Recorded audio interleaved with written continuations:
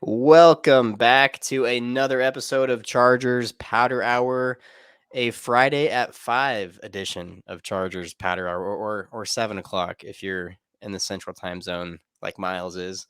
Colin Appel, Miles Raruka here. We are your co-host. My dude, this is Raiders Week. Raiders Week is officially here, and big matchup coming up this weekend for the Chargers. But before we get into all that, how you doing, man? How you doing on this fantastic Friday afternoon? Dude, I'm really good, man. Another week is finished, ready for the weekend. Ready to drink some beers. I got one here with me. I'm pretty excited to share actually.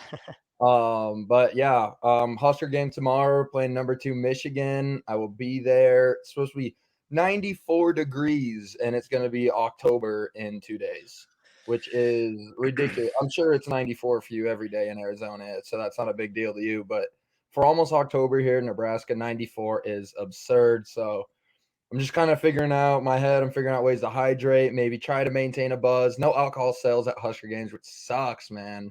I think that's coming in the next few years, but yeah, I'm doing well, man. I'm looking forward to this weekend, and like you said, it's Raiders week, so we definitely got a lot to talk about today. A lot of football to catch up on. Yeah, you specifically, man. Nebraska, Barstool's going to be there for the game. Dave Portnoy's already in town, so a bunch of my fellow Nebraskans are excited about that. So that's cool. That's a fun thing to look forward to. And yeah, with the Chargers, man.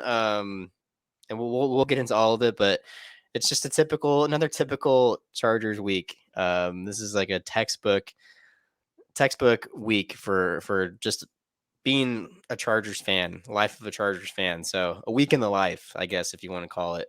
But yeah, man, I mean, Raiders week, it's hard not to be excited. It's just, I feel like the shit talking's already begun. I've logged on to Twitter a few times and seen some good back and forths. And yeah, it's divisional games are my favorite until they aren't. I'll say it that way. And that's They're typically just pretty because of our track record the last couple of seasons. they're pretty fun till about the fourth quarter is really what I've come to figure out about divisional games. Does not matter the score through 3 quarters. That fourth quarter is gonna have you on the edge of your seat, and I expect nothing less from this Sunday. But we can get into all that, man. And yeah, Well, before we dive into that, it is Friday. It is 5 o'clock in the on the Pacific coast, so that means it's 5 o'clock somewhere. It's 5 o'clock here. It's happy hour. What you sipping on?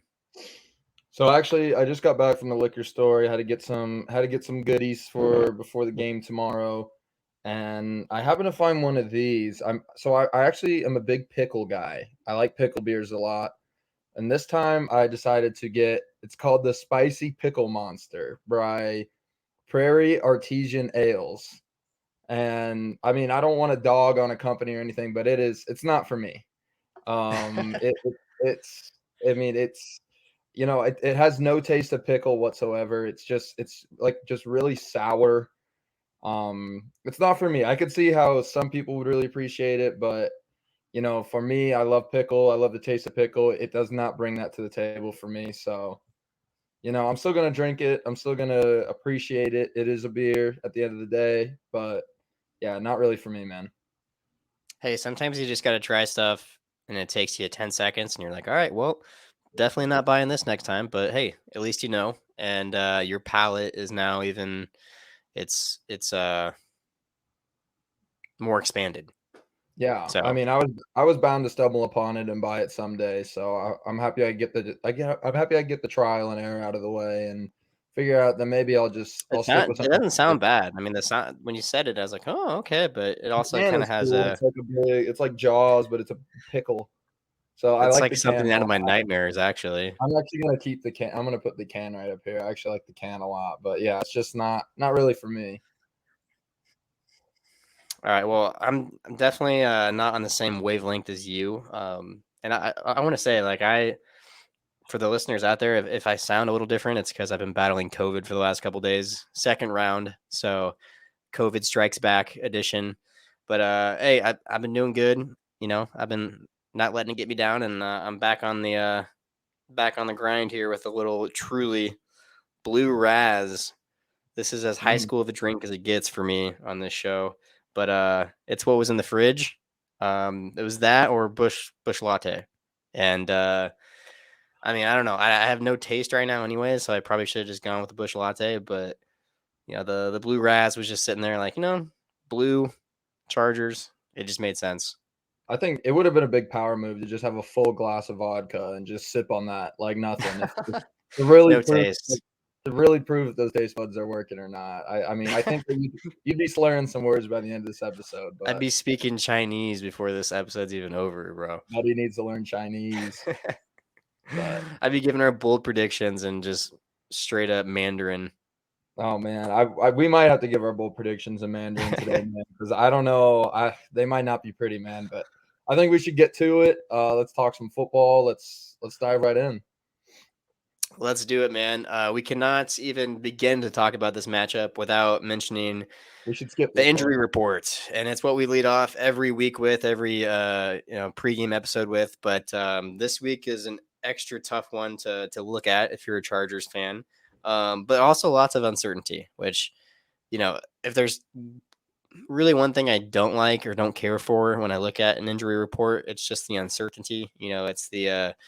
It's the limiteds, it's the DMPs throughout the week, and then when it comes to game status, it's the questionables and the doubtfuls that you're still like. I mean, doubtful doesn't look great, it looks doubtful, but questionable is always a tough one to swallow too, because it's just like you want to have a good idea of whether certain guys are going to go or not. And this one's kind of one of those reports that it just doesn't really give you a whole lot. And we looked at it on Wednesday and hope to get more clarification Thursday, and then the same thing today, and it just has not provided us with any really further clarification. But let's dive into it, because it is a lot to unpack, and we'll start from the top here. Wide receiver Keenan Allen, a hip, did not practice Wednesday or Thursday, was limited today. Game status is just a dash. It's not questionable. It's not That, that doubtful, means which he's I off think the he's report. good. Yeah. Yeah, it And means then, he's off the report. okay. So Keenan Allen's fine. Brings us to Joey Bosa. Now, so he had been battling the hamstring issue. Now he has a toe issue that's popped up as well. He hasn't practiced all week, and he is questionable to go for Sunday. Austin Eckler, who has trended in the right direction this week. He's been limited every day in practice this week, but still remains doubtful for Sunday's contest, which if he's back, that might change a lot of things for me. But I mean, that's a big one to keep an eye on. And Gerald Everett, battling an illness. Hope it's not what I have, but there are spikes going on right now in the southwest portion of the country. So I did think of that when I saw a couple illnesses pop up on the report this week, and I hope that's not the case, because I don't care who you are. I mean, this shit will sideline you for at least a couple days, and if that's the case, it just takes you out of your normal schedule and routine, and that's always a tough one to deal with. He was full participant today in practice, so looks like he's probably gonna be all right for Sunday. So that's not a big deal there. Now here's where it really starts to kind of get dark. All right. Alohi Gilman and Derwin James both, well, Derwin James did not practice all week. Alohi Gilman was limited today in practice, but other than that, also did not practice all week. Alohi is questionable with a heel issue, and Derwin is doubtful with that hamstring injury that he left last week's game with. So let's pause it right there for a second, because we can keep going down the line. But this is a big issue, because you're talking about our two starting safeties, and not to mention another safety down the list that's on there, that's on the report, in JT Woods, but he's also battling an illness. So, but he's also been ruled out for this week. So, my oh my oh my, what is going to happen Sunday at safety for the Chargers? Who's going to be out there? What's it going to look like? Because this is concerning. Yeah, I think that we were so nervous for having to play Justin Jefferson last week. Who knows what the hell Devontae Adams is about to do this week? I think Alohi will go. And I think it'll be Alohi and Raheem Lane.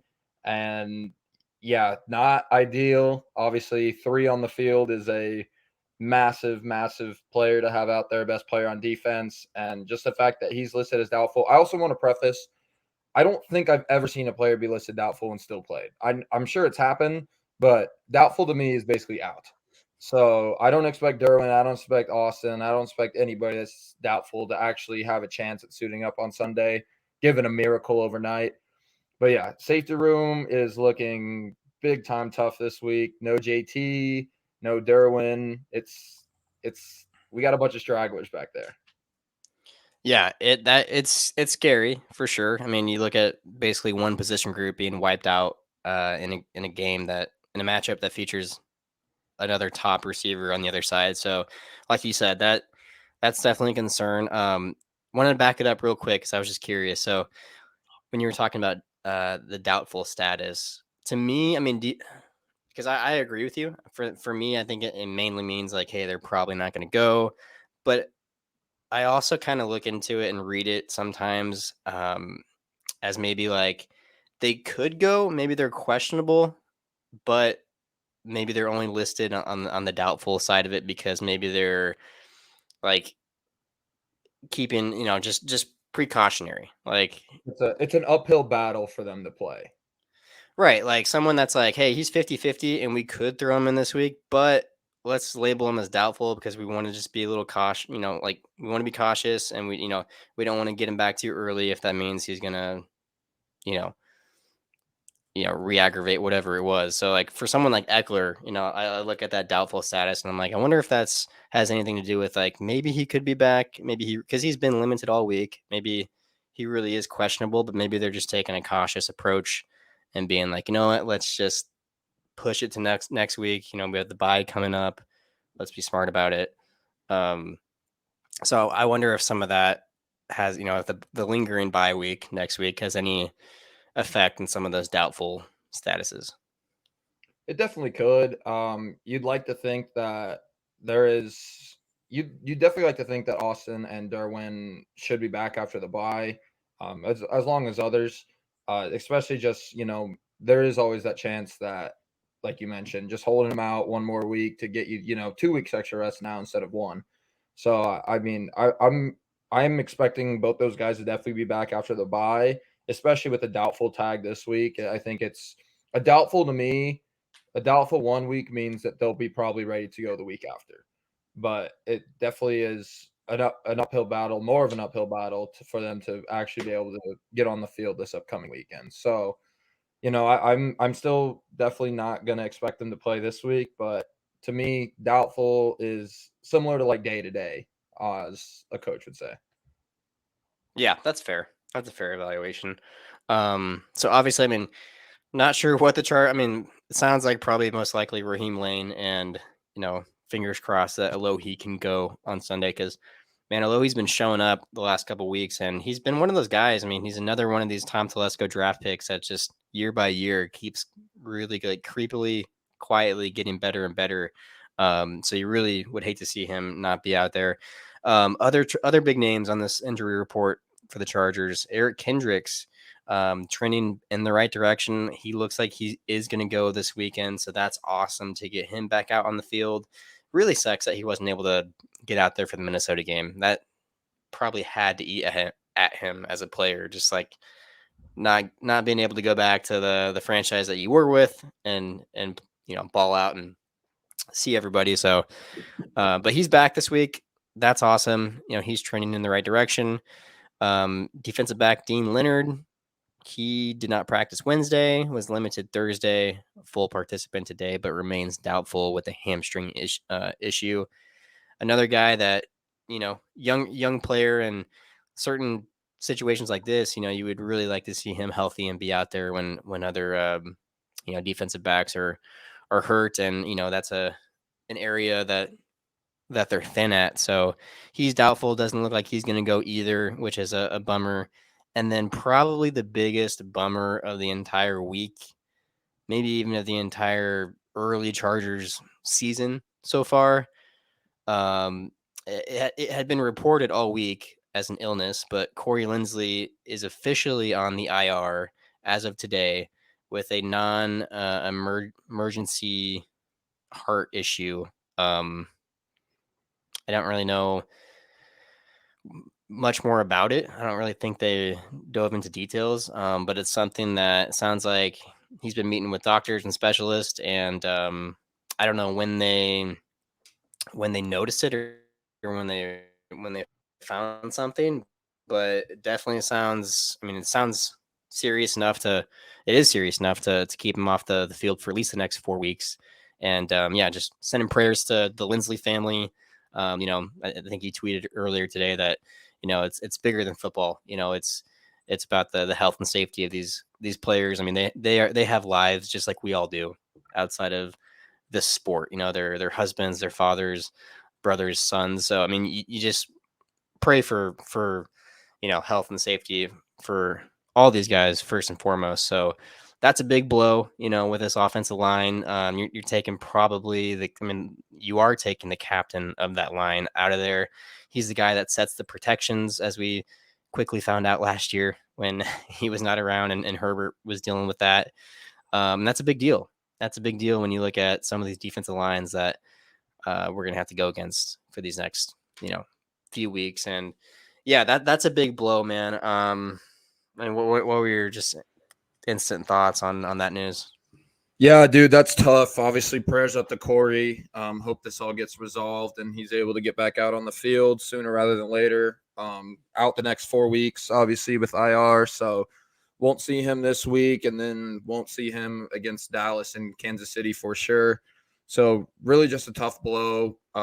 Big time leader on that offensive line, an offensive line that started off the season so well and just takes a massive hit here, unfortunately. Yeah, we're going to be dealing with Will Clapp at center now going forward. Hopefully, I have a lot of faith that Zion and Jamari Sawyer can help him out on the inside there, but just a massive loss for Corey Linsley. Just really all you can say is just hope that he's able to get back out there sooner rather than later. Yeah, massive loss. And look, it's for me it's like a conflicting one too, because I've heard people say before, like, hey, center, if you have to replace one guy on the offensive line, like the easiest guy to replace uh theoretically is the center, just when it comes to the like the job itself of each offensive lineman, the pass protections, all the assignments, stuff like that. But then you look at who the center is, and someone like Corey Linsley, one of the best centers in the entire league. It's just tough to replace that. It's like I said, he's a captain.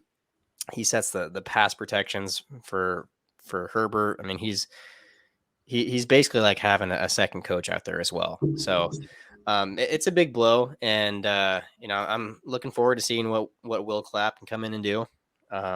He's got to clap these Raiders cheeks, and He will clap those he cheeks. will clap those Raiders cheeks. And it just sounds so weird to say out loud. But no, man, I really think this offensive line will be fine, barring any other catastrophic injuries. But yeah, just a tough blow. So, but moving forward, the remaining Chargers on this list got Kenneth Murray Jr. did not practice Wednesday, limited yesterday, and a full participant today. So he looks ready to go for this weekend. He's dealing with a groin injury. And Rashawn Slater been limited Wednesday and Thursday in practice, full participant today. So he is a go for Sunday. So to recap for the Chargers, JT Woods out, Corey Linsley out, Derwin James, Austin Eckler, and Dean Leonard not looking good.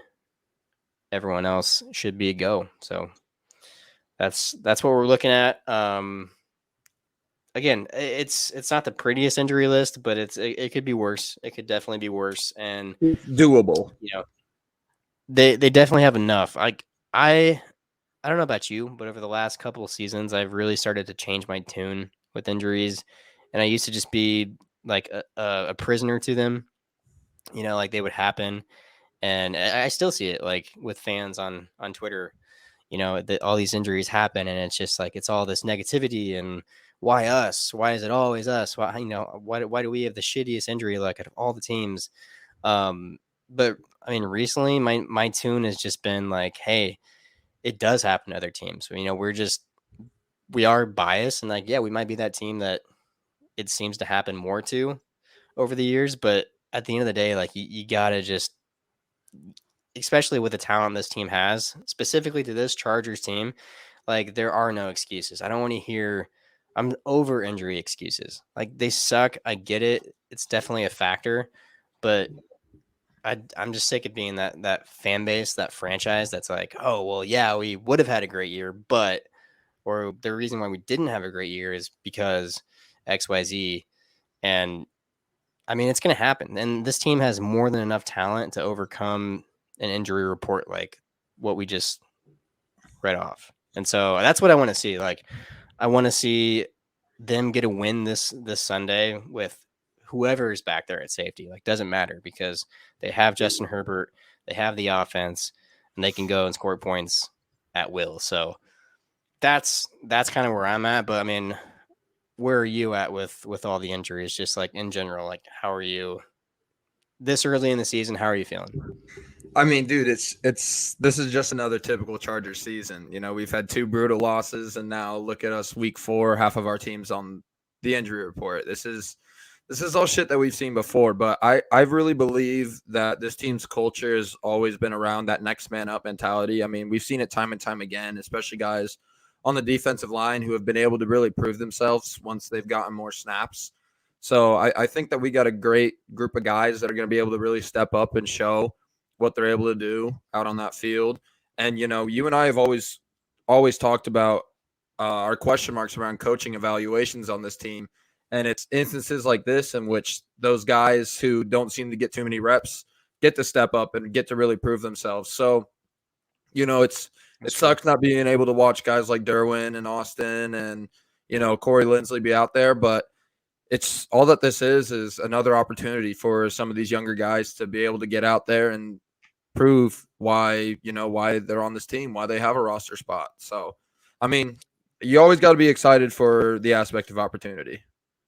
That's true. And honestly, I'm glad you said that because it really triggered something in my brain of like, you know what? For what it's worth, in the last 2 seasons, like in this Staley era of Chargers football, like there there has been more there have been more guys that have stepped up than have not in situations like this. A couple DBs go down, you need a couple of young rookies to step up. Dean Leonard, Jasir Taylor slide in there. They perform phenomenal, right? Same thing with offensive linemen. Jamari Sawyer gets thrown in there. Not really sure what he can do. He's a rookie. Diamond in the rough. You found a starting offensive lineman that you can anchor on this line for the next 4 or 5 seasons. And keep going down the list. Alohi Gilman before he was a starter. When he would be called upon with Derwin out or Nasir out. We saw him step up and make plays. So it's definitely. I mean, that is a thing. That has been a thing on this Staley identity. It's been next man up, and they have performed very well. To date. So I mean, yeah, you do have to be excited about opportunity, and especially, you don't know what you have sometimes, and sometimes that talent shines through, and you realize, hey, we got something here, and so yeah, hoping for that, hoping that this defense, sometimes injuries bring defenses together even more. It's like, hey, we gotta we gotta lock this shit down because we gotta hold it down for these guys to get back. We can't just fucking suck for 6 weeks and then like, oh, it'll be all right once these guys come back and save us. Like sometimes it's too late. So yeah, I like that aspect of it. I like the opportunity aspect of it. And looking at the Raiders injury report, theirs isn't as long, but theirs is more severe. Like theirs is also another type of injury report where it's like, as a fan, it's like, it's not super long, which is good, but it's meaningful. A lot of these guys, almost all of them, are out or questionable. Well, one of them is definitely out, and then the rest are pretty much questionable. But the big names on this list that we're really going to care about, right off the bat, Max Crosby battling a knee injury. He was limited Wednesday, did not practice yesterday, and limited today. So he is officially questionable for Sunday's contest. What a huge blow that would be for the Raiders, and a huge relief that would be for for Charger fans. Kind of an eye for an eye thing. We lose a top tier offensive lineman. They might not have a all-star defensive end going, so that could be a big injury to keep an eye on. And honestly, I bet he does go. Just looking at his practice report, Thursday kind of looked like a rest day more than anything. So I bet he does go, but questionables are always funny because I'm always like, okay, let's say they go, but how effective are they going to be? Are they battling a lingering issue that's going to hamper them, and maybe they're only playing at 80%? Because if that's the case, that itself could have an impact on the game. Like, yes, they're out there, but if they're not them, if they're not themselves, then that's another impact that injuries can have on the game. So that's something to keep an eye on, even if he does go. But then also Jimmy Garoppolo been in the concussion protocol all week. I have not seen anything that he's cleared it, but usually, it's a last minute thing. I think, was it like Saturday? Like they have up until like what, Saturday or even like Sunday morning. Yeah, something like So I think they have till Sunday morning if it's like a 3:05 game. I think it's a certain amount of time like before the game. yeah, So so that one's still to be decided. But I mean, look, Jimmy Garoppolo or no, that doesn't change much for me. Like I've been expecting him to be out there all week, and so I mean, I would be surprised if he doesn't clear protocol, but that's one of those just kind of wait and see things. And then cornerback Nate Hobbs, who was not on the practice report until today, showed up on it, limited with an ankle injury, and now he is officially questionable for Sunday's game. So a big time corner for them that may or may not go. We'll have to monitor that as well. And then Roderick Teamer, former Charger, battling an Achilles injury. He is questionable as well. So they have a total of like 7 dudes on there, and like 5 of them are questionable or out. yeah, I mean, like you mentioned, a lot of big names. Max Crosby, like you mentioned, I think he'll definitely play Sunday, but could be one of those Joey Bosa situations where they really limit his snap count. I think it's just based on, if it's really something that's been lingering or if it's more just a precautionary limited today. Jimmy Garoppolo, like you said, it really shouldn't matter whether it's Jimmy Garoppolo, Brian Hoyer, or Aiden O'Connell at quarterback for the Raiders. It really shouldn't. But to be quite honest with you, with how Aiden O'Connell had looked in the preseason, I'm rooting for Jimmy Garoppolo to play. I hope he clears concussion protocol. I don't love the matchup for us against a first time rookie quarterback who lit it up in the preseason. I mean, yeah, obviously this is the real field now. Not all of our stars are clearly playing, but the big guns are out now. Now it's not preseason anymore, so Yeah, definitely that one something to doesn't scare me. monitor. It doesn't necessarily scare me, like I was mentioning. It's definitely we should win this game regardless of who's at quarterback for the Raiders. But I definitely have my preferences as to who I would rather see play than not play. Yeah, I mean, do you think they would really start him over Hoyer if I don't Garoppolo know. doesn't clear? Yeah, I don't I think know. That's the thing. I mean, I just assumed. I mean, McDaniel's Hoyer. I mean, their relationship all the way back to New England. I True. just assumed that he would be the guy, but I guess never really considered the rookie. But no, I mean, what I was saying is like it doesn't really. I don't think it changes anything as far as like because even if Garoppolo's out there, like this takes us back all the way back to the injuries. So just to tie a whole bow on this, and then we can go on to the next section here, because this is what I was just talking about before we pressed record. But is it really going to change? Are these injuries this week? I'm talking this week specifically, just for Sunday.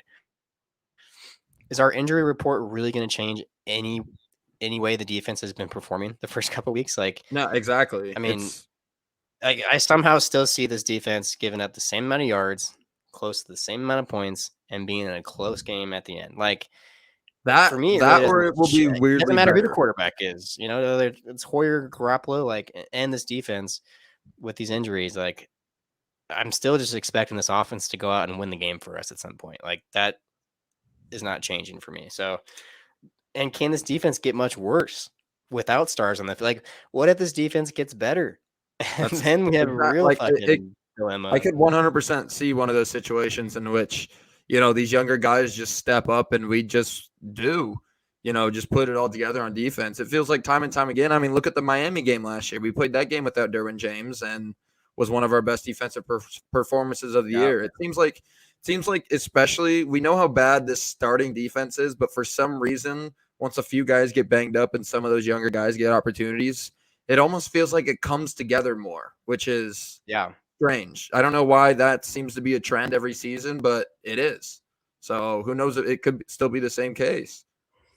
Yeah, it has been a trend. It's not a bad trend. It's just a confusing one. And I think it leads to more questions than to answers, which I think is part of the confusion, but also part of the just like it makes no sense. Like why are these guys on our practice squad that we're bringing up outperforming some of the starters on this team? Like that, it just raises questions. It's like you almost don't want to dig too deep into it, and it's almost a different conversation for a different day. But it also is just like what it's just puzzling. So yeah, I mean, it's not a bad problem to have, but it's just a confusing one. And I mean, that's pretty much all we've seen from these younger guys and backup guys and role players since Staley's been here. Is like, hey, they've stepped up.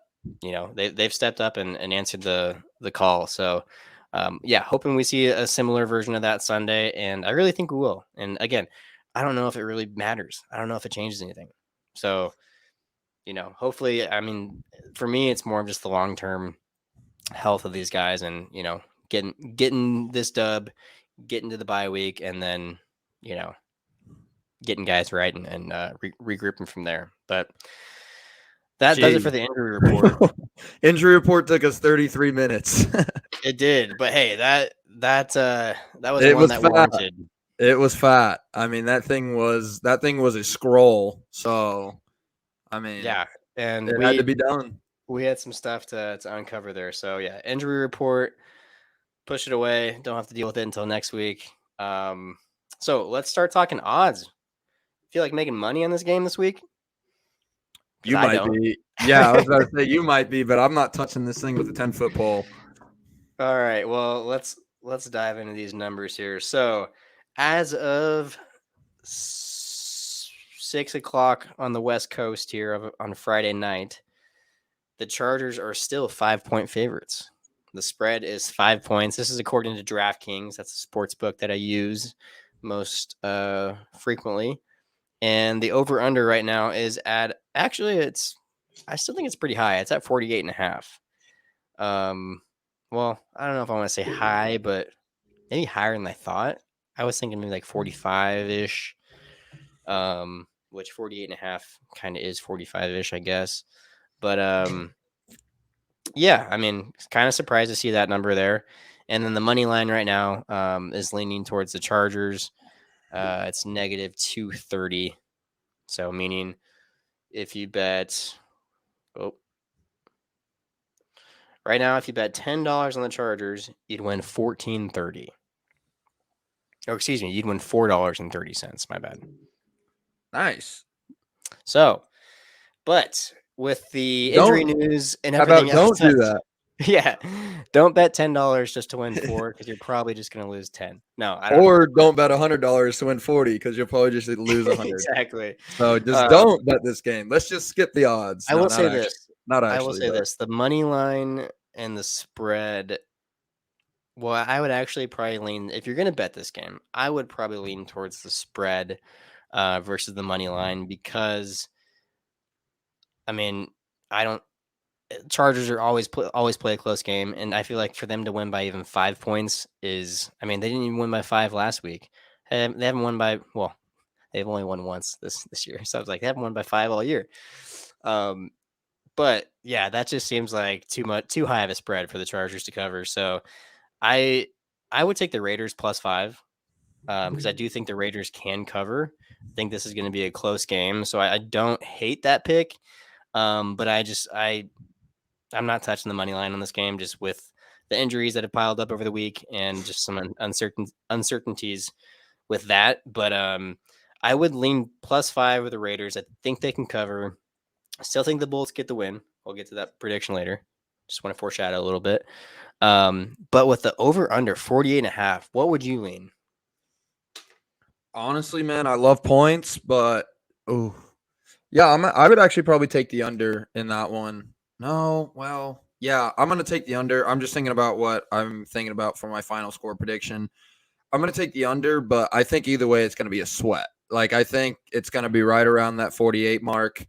And I mean, I'm not gonna take it either way, but I would lean the under, quite honestly. I just don't think, I like to think that this Raiders offense can't score at high velocity, but it's shown time and time again that teams whose offenses aren't necessarily the best seem to be able to get it done versus us. But I'll get into that later in my prediction. But if I had to bet it, if I had a gun to my head saying I had to bet it, I would probably bet the under. I think it's going to be right there too. I I I'm could flip gonna a coin right now I'm gonna to. break the over, but I'm gonna go barely. I'm gonna go barely. I think this could very well be like a 49-50 game. Um, when I just think about what these two offenses are probably going to do and the lack of defense in this game, I can see both offenses in the 20, whether one being the high 20s, one being the low 20s. Um, you know, maybe a handful of field goals for each team, not necessarily touchdowns that get them there. But I can just see this being when it comes to the over under. I think I'm going to go over barely, barely. I'll be You're going interested. barely I'll be. under. I'm going I'm, barely over. we're in agreement that it is a great line that is It is a very it good is line. very appropriately set for this matchup this weekend. Like, I thought it was We high are at first, but the more that I've looked at it, the more we've talked about it, I'm like, that's actually a really tough line for this game because I could see this being, and this isn't my final score prediction, but I could see this being like a 27-21 or a 27-22, which puts you right at 48-49, and the over under being 48 and a half. So yeah, I think it's going to be close. I mean, I can see this Chargers defense bending, not breaking, allowing 20, 21, 22, 23, somewhere in there. Offense still being the offense, going out, putting up the points, doing what it needs to do to win. So yeah, that's a really good line actually, and more the reason why I'm staying away from from this game, just in general, because I think the lines are set really good. +5 though. I think the spread, if you're going to bet this game just based on, I mean, no player props, just on game lines specifically, even from a Chargers fan standpoint, no shame in taking Raiders +5 because I think the Raiders can cover, and I think the Chargers still squeak out. The Chargers win. You know, Yeah, I'll get to my spread prediction when we get to our scores, but yeah, it's gonna be pretty similar to, like you were saying, it's gonna be right around teetering on that 5 point, and as long as shoot, I cannot speak, as well with that over under. I think that they're both gonna be extremely close. well, and yeah, just the whole 5 point spread with. I mean, I think this is going to be a close game. Like, I honestly can see Vegas's defense coming out and playing us tough on a few series, where it's like maybe they seem like series where we move the ball and we should get points, but they just whether we go for it on fourth, and we don't get it, or the drive stalls. Like, this is just going to be another tough divisional game, man.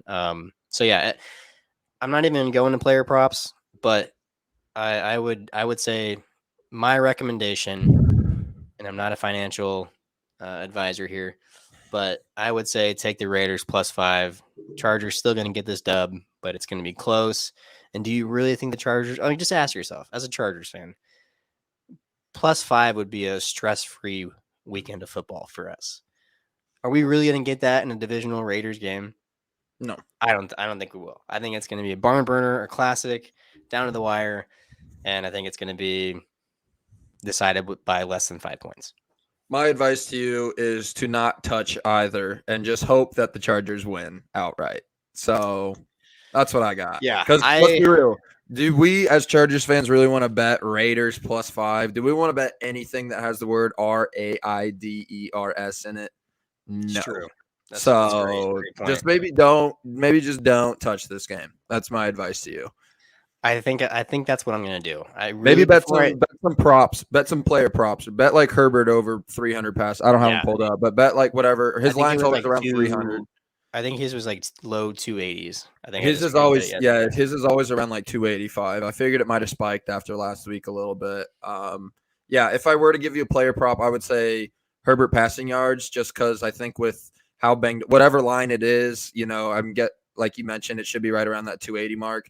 Whatever line it is, I think this is going to be one of those games that we're going to put it on his shoulders and say, you may throw it 50 times again, but we're going to try to win this game with you as our quarterback. So yeah, it's 280.5. So I would probably take the over on that as well. That's my betting advice to you. Take that over.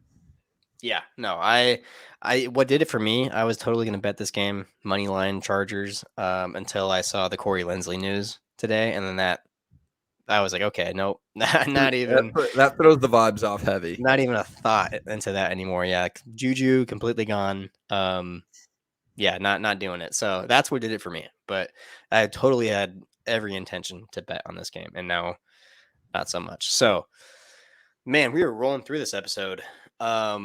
Keys to victory, man. What do the Chargers need to do Sunday to get to 2-2 heading into the bye week? Man, I think we preach so much about needing to get our run offense involved. Until Austin Eckler gets back, I'm ready to just abandon that plan and literally let 10 throw it 50 times. I mean, we saw how it worked for us last week. We saw the numbers Keenan Allen was able to put up. Obviously, no Mike Williams this week. I'm really excited to watch Quentin Johnson this week. Could be definitely his first opportunity for somewhat of a breakout, at least more than we've seen through 3 weeks. So my key to victory is just lean on 10, man. This is going to be, we saw an article Chase Daniel put out on his podcast about Brandon Staley walking into the office on a Friday, Thursday afternoon saying, hey, we're winning this game because of you this week. And I really think that this is similar. We're so banged up, especially on the defensive side of the ball. I think 10's going to be the guy that if we win this game, he's going to have a big day. So I'm full in on just, dude, if I don't see a run play call till the second quarter, I honestly don't know if I'll be too upset. I am so full in on just let 10 do his fucking thing. Unpopular opinion, but if Brandon Staley would just say that fucking same line every week, do you think I would probably be like, yeah. I'd probably be like, Chargers yeah. fans would be totally on board, right? Like they'd be like, 'cause if that's the case, we probably just go out and win a handful of more games over the last 2 seasons than we did. He always wants to back up his running the ball is such a physical element to the game that is so important to. Yeah. And like I understand that aspect too, but the last 2 weeks have proven to us that without Austin Eckler, running the ball has not been nearly as effective. Again, this is a Raiders defensive line that is not great by any means, but it is probably the strength of their defense if Max Crosby were to play. But, dude, I'm all about just airing it out. Does it just make you have any sort of, like, what if, going back to week 1, like, what if we just leaned on Herbert that game instead of our running game? Like, does it look any different? I mean, you take the risk of, like, you take the risk of, forcing balls into windows that maybe you shouldn't, and turnovers and whatnot. But man, I can't help but think like, and it's such a tough one to go back and look at because you're right. It was, I mean, from the offensively, it was a great game plan. I mean, they just didn't execute when they needed to execute because they still should have won that game. But yeah, man, I just for whatever reason that game's gonna haunt me for a while. So I just go back thinking to it. I'm like, God damn. I mean, I think there were times in that game where because all of this just going back to the whole Staley telling Herbert to win it for him. There's times in that second half where I'm like, why are we not just fucking unloading right now? Like, throw some fucking bombs. Like, throw, Why is he throw not some unloading his balls out everywhere like all the unloading time? his balls. Like, let it loose, man. Throw it down the field. And we I don't know. I get it. It was a situational thing, and I don't know. I just I want to see more of it, and seeing it last week in Minnesota was such a breath of fresh air for fans everywhere. And yeah, I'm totally with you, man. Like going forward, even if Eckler's out there, like, yeah, we can run it, but like, let's just not kid ourselves. Like, I get that Kellen Moore, he's always had a good running game to go with his offense, and that's important for him, and he wants to get that going. But like, let's not kid ourselves. Let's This just is have Justin throw it the 40 times every fucking game. And that's Like, what let's I just want to have that see. be the That's recipe. excitement. That is That football. is the recipe. I want to see that. I mean, that's so much more fun to watch than a handoff. I want to see him chuck the. Holy shit, dude! This The fucking booze is working. this spicy pickle monster is doing its job. But dude, I just want to see him chuck it around. I want to see him hit some hole shots like we've seen him do so much lately, and just put that arm talent on display, dude. I love it when the media is just so immersed in what he can do on the field. It makes people eat their words every good performance that he has. So Yeah. I'm so about it right now. I mean, the fact that like that's your key to victory is just like let Herbert go out and win the game for you. Like that should be It should be obvious. every I know. week. That should be And like quite key number honestly, one. you could probably say that every week, but just especially this week, without Austin Eckler, that run game still. I just am not really expecting much out of the run game still. I hope guys Yeah. like Isaiah Spiller and Joshua Kelly can prove me wrong, but Who's I Isaiah don't really. Spiller? Yeah, dude, I don't know. I Number don't know who 20. that is. Sorry, number Never heard of 28. him. Number 28. My bad. I Oh think we shit! just Yeah, yeah. signed. I think we just signed him like he was a free agent or something. I don't know, but Sounds familiar. yeah, I don't know. I hope that they can prove me wrong, man. But I'm so ready to just abandon that game plan and just chuck the fucker. I think that. I mean, yeah. I mean, the defense. The then it becomes a question of like, Kellen Moore. Like, this is why we brought you in because they know we're gonna throw it 40 times. But how can we do that and not make it be just like where Like they obvious. yeah, they know it's coming. Like, how can you scheme guys open? How can you, throw little things in here and there and to throw the defense off and take advantage of it. So that's really what it comes down to for me. Is like, yes, we want to be balanced. Staley always talks about the importance of the run and the pass, all that. But at some point, you just got to rely on your strength and be like, yo, this is our dude. We're just gonna live and die by him. And Staley's said that plenty of times on the record. And so it's like, just do it every week. Like the weeks that you do adopt that mentality and you're all in, like last week, or games like Chase Daniels saying, last year, we're like, hey, bro, we need you to go win this for us. Like, shouldn't you have that mindset just about every week with the quarterback like Justin Herbert? Like, if your quarterback's Baker, I get it. Like, you're not gonna be able to call on that every week. There are gonna be some games you're like, hey, Baker, this is one of those games. We're gonna need you. It's matches up well with what we want to do, game plan, all this stuff. But when your quarterback's Justin Herbert, Josh Allen, Joe Burrow, Patrick Mahomes, like it's just silly to me to think it's anything but that on any given week. Like that should be obviously you got to have game plan and different stuff included in there, but that should just be towards the top of every list. So I hope that's what we see this week. Like I think we will because I don't think we'll see Eckler, but yeah, I love that key to victory, and I think that should just be like key number one every week. But for me, I mean, the big key for me, I think, is just continuing to force turnovers. We didn't see a ton over the first couple weeks, and well, we've seen a couple, and it still seems like this defense is waiting to break through and just have a huge turnover game. I think they only had was it one last week. I mean, they got screwed out of that fumble. Should have had two, but yeah. I mean, I would love to see like go get two 3 turnovers in one half. Whether it's first half to get out to a huge lead, or whether it's in the second half to just ice the game.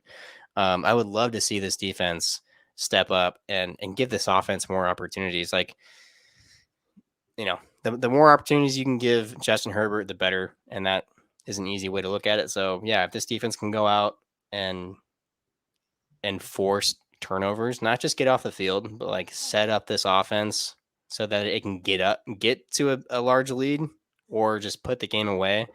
We're starting to see a little bit more of it, but I still am waiting for this defense to really hit that level of like, game wrecker. Yeah, that's totally a great victory. I mean, yeah, you're it was glitching for a little bit. I don't know why, I was but like, oh shit, does he see me? well, no, your side was so all right. But anyway, yeah, either way you look at it, man, this defense is either going to go up against an average QB, career backup, or a rookie in his first career start. Which, I mean, all of those to me have turnovers written all over it. If this defense is able to just swarm to the ball, get after the passer, get a few strip sacks here and there, throw in a pick, that's definitely huge, because like you said, the more that ball is in number 10's hands, the better we stand. That's right. Yeah, no. I mean, how many turnovers have we had this year so far? We had one last week. We had two. None in against week 1? Tennessee and 2 against Miami. Yeah, so we had had three total. Should be 4, but no, we had 2. We had 2 last week. Although we had the strip and then the game sealing interception, so we have 4 total. Oh, you're right. Yeah. 4. So yeah, that not terrible. But you got to look at the ratio though. We only have 1 turnover on the year. Knock on wood. So the ratio is in our favor. Oh yeah, Josh Palmer's fumble. Yeah. So yeah, no, that is good. And looking at, I was just pulling up team defensive stats. This Las Vegas pass defense is not great, but it's also it's very middle of the road. It's very scrappy. They're giving up about 220 a game. So it's not bad, but I don't think they've played. I mean, who have the Raiders played so far this year? Like, what quarterbacks have they played? Josh Allen absolutely torched them last week. Russell Wilson week 1, right. And then who did they play week 2? The Commanders. No. Who did they play week 2? I can't remember now. Steelers. Yep, you're right. So, I mean, this is by far the best. Well, no, sorry. Josh Allen's a pretty damn good quarterback. But another test for them, we saw, they got absolutely trounced last week by Josh Allen. So, I mean, Herbert can definitely do a lot of the same to this defense. We know that. Yeah, so it looks like the first 2 weeks of the season have skewed that pass defense a little bit, but still respectable. I mean, I still think that's the way to go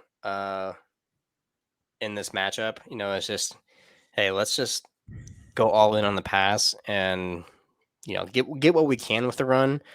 But I would love to see them do a lot of play action as well. Get some guys open down the field, allude to the run and just go the other way with it. So all right, next key to victory. We're getting really sidetracked here. I mean, I had an offensive one, you had a defensive one. I think we should just move it on to storylines, unless you got another one off the top of your head. That's totally fine with me. All this right. booze is starting to hit me too. For time's sake, storylines. So my biggest storyline, I think, this week, I mean, you and I just talked about it before hopping on. It's a good opportunity to mention this, is the bounce back of J.C. Jackson. Definitely something that I want to see. I'm going to be really interested to see if Brandon Staley's made any adjustments from his game plan versus Tyreek Hill week 1 into, if J.C. Jackson's just on an island with Devontae Adams the whole game. Because, yeah, that's not great. If we can just get some over-top help from either Alohi or Raheem Lane, or maybe even like a guy like Jasir Taylor, I could totally see him moving into the slot, helping out there. I think just being able to put J.C. Jackson in the right place is so critical to success. And we haven't been able to see that on the field quite yet. Had a pretty decent bounce back game against Tennessee. Obviously didn't play last week. definitely going to be going out there with a chip on his shoulder. A lot in the media about why he wasn't playing last week, and he was pretty upset that he wasn't able to play last week. All that shit with the warrant going on. Just a lot of stuff surrounding J.C. Jackson right now. I'm just really excited to see if what he's able to say off the field and if he's able to prove it on the field. Because as to this point, he has not had the greatest career as a Charger. I'm just really hoping that he can really turn it around, come full circle for this team, and it starts with another huge test against Devontae Adams this week. Yeah, the J.C. Jackson story is definitely interesting, and it's ongoing. I mean, from what we do know is that he was benched, and there was a warrant served for his arrest from a Massachusetts court, and it just does not look great right now for J.C. Jackson as far just from a pure outside like view of him as a, not just a person, but just as a player and as a member of this team. Um, like I want to believe both sides. I really do. I think you got to look at both sides and meet somewhere in the middle and be like, okay, somewhere in the middle is what actually happened. Because I do believe that the Chargers directly reached out to him and let him know what was going on. So I think him coming out and saying he was confused, not sure, I think that's a little bit misleading and not. I mean, I don't know if I don't want to say he's not telling the truth or he's lying. No, I think there's information being left out. I don't know by what party. Um, because it also sounds like on JC's side, giving him the benefit of the doubt, it sounds like it really is kind of like, what else more can I do? Like I busted my ass to get back from this injury way ahead of schedule, way ahead of schedule. Like I still don't think that's being talked about enough. I think in the offseason at one point where we were recording talking about like, oh, hopefully he's back by like week 8 or 9. And then like, you know, we go on about our summers and whatever, and then we keep recording, and then all of a sudden it's like a training camp time, and it's like, hey, he's on schedule to be back for week 1. And it's like all of this buzz and hype, like, yeah. But I think with that, like a lot of stuff got lost in the hype of just him being back for week 1. And it's a lot of, hey, like what issues is he going to face once he is back? Like, once he is back, like how does he have like no restrictions? And I mean that answer got, or that question got answered rather quickly in the off season with Staley and the whole, hey, we have him on this ramping program where we're going to gradually ramp him up until he's ready, and it still sounds like he's on that rampant program because he has had some setbacks that have been documented already this preseason and this season. He's had soreness, he's had to kind of take some days off and take a chill pill and just take it easy. Like, I still don't think and he said it this week, he's not 100%. And so I think it's kind of unfair to him a little bit. But I also don't know, like that's where it gets conflicting for me. It's like, okay, obviously we don't have all the information here. Even if we did, like, I don't know if that clarifies things even more, but it's just, for me, it's the confusion of like, what were the expectations from the beginning? Because I think that was what probably got muddy at some point for the Charger staff or, the organization of like, okay, when he's back, he's back. And it's like, that's not the case for some guys, like we might have to trinkle him in and build him up for the majority of the season. And it may not be until down the stretch where he's looking like prime JC, and it might take him 2 or 3 months. Like we might have to see him miss a few games and come back for a few games, and like it might be this turbulent up and down path to really get back to like JC. And so I just think it kind of sucks. It's kind of sad, honestly. I mean, everything involved when you think about it, like big picture, the contract, the expectations, the hype, the injury itself last year, the road back. It just sucks, man. And like, I think it's unfair to him. I think it's unfair to Staley too. I mean, I don't know. It just kind of sucks and is unfair for everyone involved. And I don't want to say it's like anyone's fault. Like, I really don't think. I think they're on way better terms than some of the fans think they are. I think some fans probably look at this and they're like, "Oh shit, like this is going sour fast," and I don't think that's the case with JC. I really think, I just don't think we have the whole picture. But it still sounded like in his press, in his interview this week or whenever he was giving those answers to the press, it didn't sound like any really ill will. It just sounded more like confusion, and confusion can get settled. It can get settled out. So I hope it does sooner than later. But I mean, it's definitely an interesting storyline. He's planning on being out there this weekend, which is good. It doesn't sound like maybe in a starting capacity. At least Staley kind of made it sound like that. Maybe he is in a Joey Bosa role for the next couple weeks, and I'm fine with that. The defense looked okay with him, not being out there, and sometimes that just is what it is. But to me, like after reading all this and getting a couple days to kind of digest it, that's where I'm at with it. But I know everyone's kind of feeling differently about it. Yeah, I don't know. It sucks for JC, just like from the injury to having an incompetent defensive head coach now. It's just really been a roller coaster for him, which is just why I'm just excited to see him out on the field. Nothing's going to get better for him, and especially not if he's not able to perform well on the field. So if he can just get out there, make plays after plays, or just even show some flashes, it's enough for me as a fan to, take a deep breath and be like, okay. Like, he might have to settle himself back into this thing, but he can do this. And dude, not he's got the talent where it's like, some people don't love that game plan of like, oh, I just, like Bosa, like throwing him out there in situational stuff where it's like, well, yeah, but then you don't get him for the impact of the whole game and whatever. But when you have that talent, like it doesn't matter if you're out there situationally, like you have the talent to impact the game on one fucking play. And that's all that's all that matters. When you're J.C. Jackson, Joey Bosa, Khalil Mack, Derwin James, like if you're coming back and you're only able to go in a limited capacity, that's still so better than just not having you at all.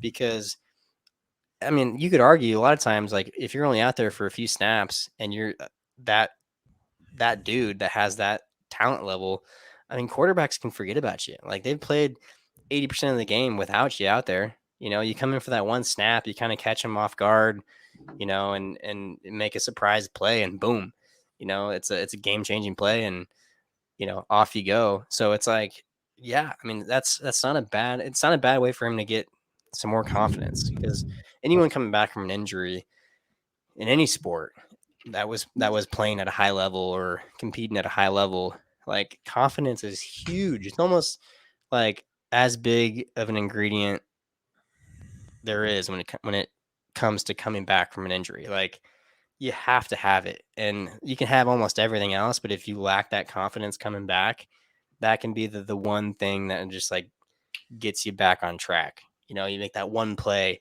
you have that one series with a couple good plays stacked on top of each other, and then boom, you remember who you are.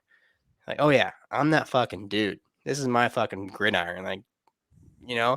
So I don't think that's a bad route to go. I mean, I do think, yeah, seeing him out there in any capacity is way better than just having him benched. Like, that's what I think was the craziest storyline last week, was just like he was benched. Your $80 million dude was benched. And I really just think that got a lot of people riled up. But yeah, definitely a storyline to continue watching throughout the season, and definitely one of the big ones heading into this week. And other than that, I mean, just basic storylines that I could think of real quick before we get on to the predictions and get out of here. It's Raiders week, man. This is a classic Chargers Raiders matchup, and take all the storylines with that you want. LA being a Raider town, whatever town it is. Just the historic matchup. The two coaches. Yeah, I mean it's the handful of Charger players that are now Raiders. Shout out Roderick Teamer. Never Jerry thought Tillery. Bro, bring back Damian Square, bro. Right. So I mean it's another classic Chargers Raiders matchup, but yeah, other than that, I don't really have too much in that department. Let's get some Let's get on predictions in to here. Yeah, let's get on to predictions and get the fuck out of here. Yeah. All righty. Prediction time. Start us off. 27-20 Chargers, just right off the bat. I want to be straight up with you guys. This has every feeling of a trap game if there ever was one. I mean, even with how many guys we're going to be missing out there, we are still miles ahead better than this team, especially just with that QB room that we have. There should be no reason that this game is even 7 points, but we're Chargers fans, and it's same shit, different weekend. So I'm expecting this thing to probably be close, especially down to the fourth quarter, and then I just think that we're going to be able to prevail right in the end and just be able to get this thing done. That's all I got. I like it. I like it a lot. You're taking the under. That makes sense that everything checks out there. I'm taking the over. I had to make sure that my math was checking out when we were calculating all that. But yeah, I'm good. By one, I'm taking the under. Make sure the math is mathing. Yeah, I'm taking the over, so I'm going to go close game, and I'm taking the Raiders to cover. So I'm going to go Chargers. I'm going to go Chargers 27, Raiders 23. That would be a cover for the spread and the Raiders. So And the over. And you know what? All that I care about, let's just win this thing outright. As much as I want to go out there and just absolutely kick ass, it's been a while since we've done that. So, we just got to be real with ourselves and understand that it's probably going to be a close one like it always is, especially against a divisional opponent. I can't remember the last divisional game that we played that wasn't decided by more than like 7 points.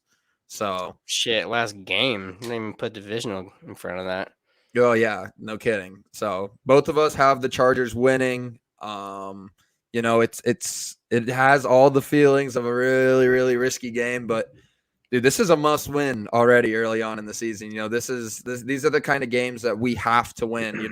Going 2-2 into the bye versus 1-3 into the bye are two very, very different stories. This is a game that the Chargers got to get it done.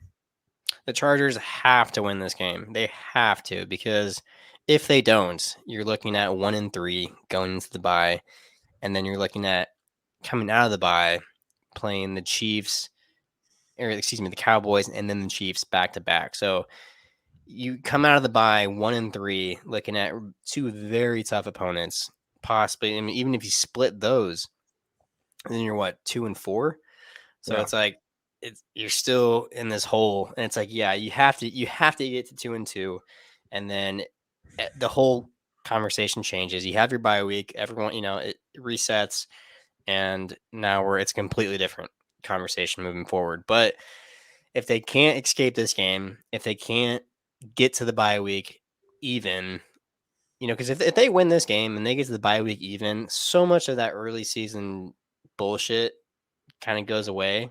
And it's like you're wiping the slate clean, pretty much. You're playing. You're pretty much you're playing a 13 game so much season. early adversity, in the first couple weeks, and it's like, okay, boom, we got through that, we made it through that. Now it's like onward and upward, and so huge game, man, huge game. Not only just for the next couple weeks, but obviously you talked about divisional games, divisional record, what you want that to look like at the end of the season for playoff implications, tie-breaking implications.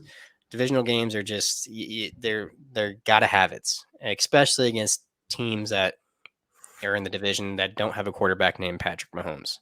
Yeah, dude, no kidding. We gotta be able to get it done Sunday. For my bold prediction for the game, I'm gonna go. Let's go defensive touchdown.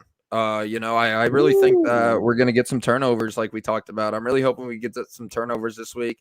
I wouldn't be surprised if one of those gets housed. So that's what I'm hoping for. All right. Defensive touchdown. I'm going to go. My bold prediction for Sunday is Asante Samuel Jr. 2 picks. Woo! All right. We need some turnovers. One of those picks is going to be a pick 6. I would fucking love it, dude. That'd be awesome. We can work together on these predictions. We can work together on these predictions. We can. And I feel like a couple of seasons, a couple of years ago, bro, we had to have one of the highest turnover creating or defenses that create turnovers. I don't know what the hell I'm trying to say here. But like I felt like just watching games week in and week out, it was like we had like a pick here, a strip sack here, like it's all over the place. And over the last season or two, it just seems like those opportunities have dried up. And yeah, man, defense wins games, defense wins championships. But I just want to see this defense step up and help this offense out a little bit. For sure, man. I think that we can get this thing done. And then, just survive this week and we're on to the bye. Get some guys healthy, and then we'll talk Cowboys Chiefs. Survive in advance, baby. All right, well, that does it for me. Thank you guys for listening to another episode of Chargers Powder Hour. This is the Raiders preview, episode number 87. And make sure to follow us on social media on Twitter and Instagram at Powder Hour Pod LA for all the latest news and updates about the pod and, of course, about our bolts. And if you're watching or listening to this on YouTube, throw us a sub and a like. And as always, bolt up. We will talk to you guys soon. Fuck the Raiders.